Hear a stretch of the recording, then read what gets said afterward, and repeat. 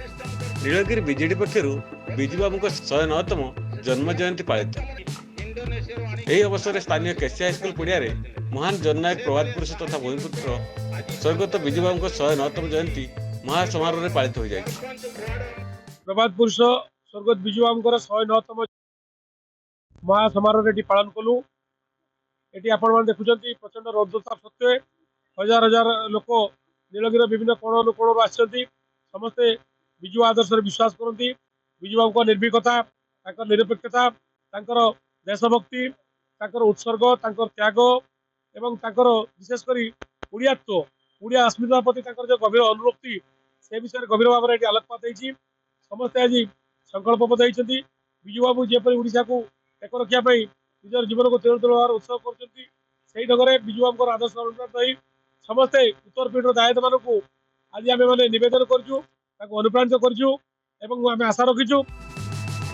नीलगिरी पूर्वतन विधायक इंजीनियर सुकांत कुमार नायक नेतृत्व में आयोजित जन्म जयंती पालन प्रथम नीलगिरी बाईपास छकठारे विजूबाबू प्रतिमूर्ति में माल्यार्पण करने सह शताधिक जनता और विजुप्रेमी एक विशाल पदयात्रा शहर परिक्रमा करते।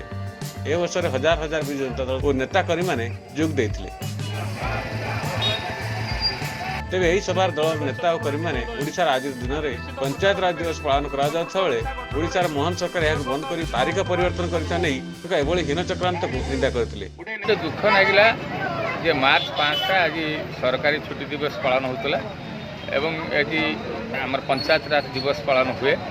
जो बीजेपी सरकार जो इच्छाकृत भाव में या एभोड कर विजु पट्टनायक प्रति जो असम्मान कर बाबद आलोचना करने तार प्रतिवाद सभा आसंता काली हम और ये आम लेट हो सत कि हजार हजार संख्यार विजुप्रेमी मैंने सब जोग देते समस्त धन्यवाद।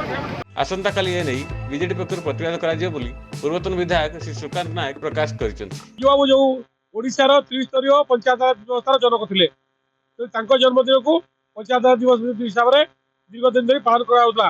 एथर ए सरकार अत्यंत संकीर्णता सरकार व्यतिक्रम घटे आज दिन जो छुट्टी दिवस था बंद कर पंचायत राज दिवस हिसाब से आज पालन करना। तेणु ए कथार प्रतिवाद करने आगामी काली आम समस्ते पुणी नीलगिरी ब्लॉक सम्मुखें उपस्थित रहा समृद्ध ओडिशा गठन में विजूबाबू जो बड़ी संगठन था से विषय में आलोचना करने सहित ओडिशा सरकार जो हीनमान्यता एवं जो संकीर्णता एवं जो ओडिया जाति प्रति जो अस्मिता को दुआई देकी जो क्षमता आसुँच जो अस्मिता को जो भुलुंठित कर बाबद लोकों निकट को आम आसंता काली पहुंचेबू।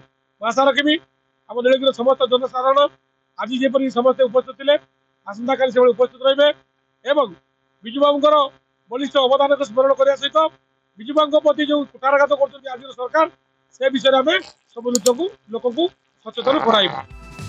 नीलगिरी उमाकांत राउत को रिपोर्ट सीधा संवाद।